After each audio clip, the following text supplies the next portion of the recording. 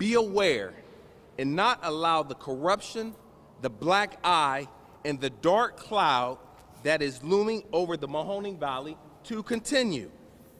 Sean McKinney drops his election complaint about the Youngstown mayor's race, but he says the fight for justice is far from over. And just moments after McKinney made that statement, the Board of Elections and the Mahoning County prosecutor responded with equal intensity. At times, things were very heated. First News anchor Stan Boney has been going through all of the new information tonight. Right now, he's live in the studio with our top story at 6. Well, the afternoon began with defeated Youngstown mayoral candidate Sean McKinney dropping his lawsuit, which claimed the November election for mayor was fraudulent. But McKinney still claims the election was fraudulent.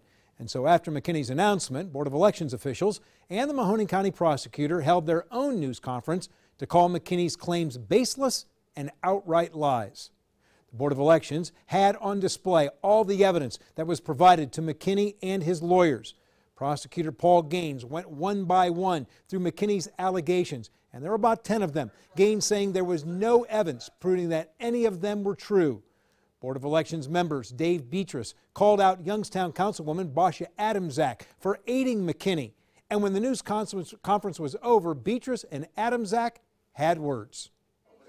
What are the invalid things that did not make Tito Brown the mayor? Tell it to the camera, because you're an elected official. You're a Democratic elected official, and you're once again maintaining the lie that this wasn't a valid election. So look in the camera and tell us what didn't make this election valid. Dave, you're still speaking for me and putting words in my mouth. I understand you're very angry because even your reputation is on the line, but all I would like to really say is that all the documents are available online, and I encourage anybody to look into them. Sean McKinney said he was not only putting all his documents on his website, but was also sending them to the Secretary of State. Prosecutor Paul Gaines says he was concerned about voters looking at documents on a website that have not been tested in a court of law. Now, the trial in this case was all set to begin tomorrow, but yesterday the visiting judge, Patricia Cosgrove, ruled that McKinney's lawyers could not depose the parties involved. With that denied, it was decided to drop the case. Live in the studio, Stan Boney, WKBN 27 First News.